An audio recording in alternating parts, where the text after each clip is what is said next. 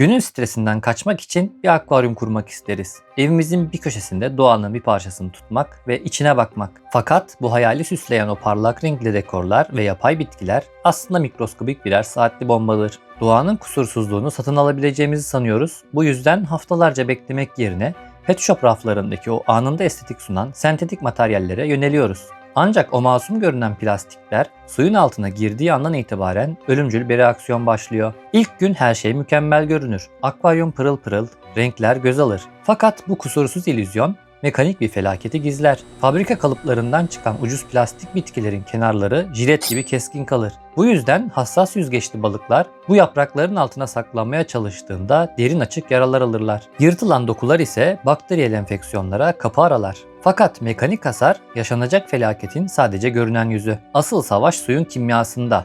İnsan gözünün göremediği o mikroskobik boyutta veriliyor. Plastik dekorların büyük bir kısmı akvaryum ekosistemleri için özel olarak üretilmemiştir. Merdiven altı tesislerde maliyeti düşürmek için polikarbonat olmayan, geri dönüştürülmüş zehirli alaşımlar kullanılır. Akvaryumdaki güçlü aydınlatmalar ve suyun sürekli sürtünme etkisi plastiği zamanla zayıflatır. Fakat plastik doğada yok olmaz.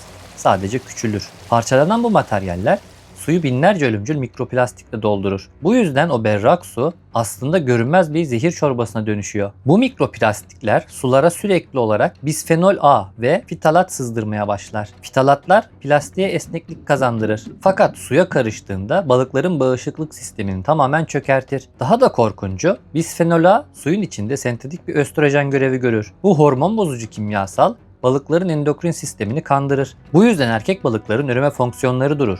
Hücresel mutasyonlar başlar ve ekosistemde yeni yaşamın filizlenmesi imkansız hale gelir. Balıklar kendi evlerinde yavaş yavaş zehirlenmektedir. Plastik bitkilerden daha sinsi bir düşman varsa o da tabanı süsleyen boyalı kumlardır. Akvaryum tabanı ölü bir taş yığını değildir. O sistemin kalbidir aslında. Balıkların kendi atıkları suya ölümcül bir amonyak salgılar. Bu amonyağı parçalayan, suyu temizleyen ve balıkları hayatta tutan şey nitrifikasyon bakterileridir. Ancak bu bakteriler yüzebilen canlılar değildir. Kolonileşmek ve hayatta kalmak için geniş gözenekli yüzeylere ihtiyaç duyarlar. Doğal bir kum tanesinin üzerinde milyonlarca mikroskobik mağara bulunur. Fakat endüstri o göz alıcı neon renkleri elde etmek için o kumu sentetik epoksi reçineleriyle kaplıyor. Bu epoksi kumun tüm gözeneklerini mühürler. Doğal mağaralar betonla doldurulmuş gibi kaplanır. Bu yüzden bakterilerin yaşayabileceği hiçbir yüzey kalmaz. Yüzey alanı yok edildiğinde akvaryum asla biyolojik olgunluğa erişemez. Bakteriler çoğalamaz. Fakat balıklar atık üretmeye devam ederler. Bu yüzden amonyak ve nitrit seviyeleri kontrolden çıkar. Görünüşte tertemiz duran o renkli taşlar aslında biyolojik filtrasyonu durdurarak sistemi zehirlemiştir. Üstelik zamanla suyun asidik yapısı bu epoksi kaplamayı aşındırır. Boyalar pul pul dökülür ve kum yiyen balıkların sindirim sistemi tamamen tıkanır. O çok sevdiğiniz renkli zemin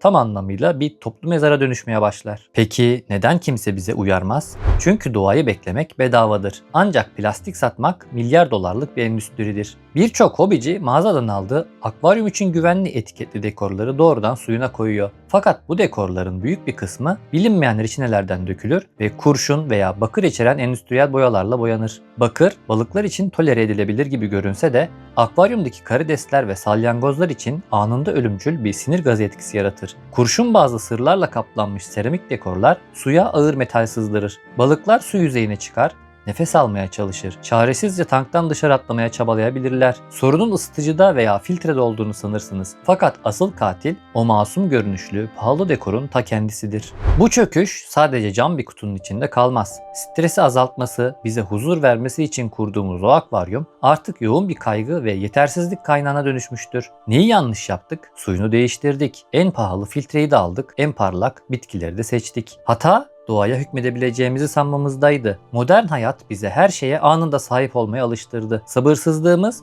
kusursuzluk arayışımızla birleşti. Fakat gerçek doğa kusursuz değildir. Biz zamanı satın almak istedik. Plastiklerle doğayı taklit etmeye çalıştık. Ancak doğa kopyalanmayı reddetti. O cam kutunun içindeki karmaşa aslında kendi içimizdeki tahammülsüzlüğün bir yansımasıydı. Mükemmelliyetçilik bizi zehirledi. Tıpkı epoksinin suyu zehirlediği gibi. Çözüm kontrol etmeyi bırakmakta. Doğaya saygı duymak ve onun hızına teslim olmakta. Sentetik boyalı kumları çöpe atıp boyasız doğal kumlar kullandığımızda mucize başlar. O doğal kumların milyonlarca mikroskobik gözenekleri faydalı bakteriler için devasa şehirleri inşa eder. Ekosistem kendi filtrasyon fabrikasını kurar. Gerçek bitkiler ise suyu sadece temizlemez. Onlar akvaryumun ciğerleridir. Sudaki zehirli nitratı besin olarak emerler ve balıklara saf oksijen sağlarlar. Plastik bir yaprak balığınızı yaralarken canlı bir bitki balığınıza yuva olur. Doğal bir akvaryum kurduğunuzda kütüklerin üzerinde biyofilmler oluşabilir. Çürüyen yapraklar suyun rengini hafifçe çay rengine çevirebilir. Çoğu insan bu sararmadan korkar. Ancak o taninler balıkların bağışıklık sistemini güçlendiren doğal birer antibiyotiktir. Bu kusurlar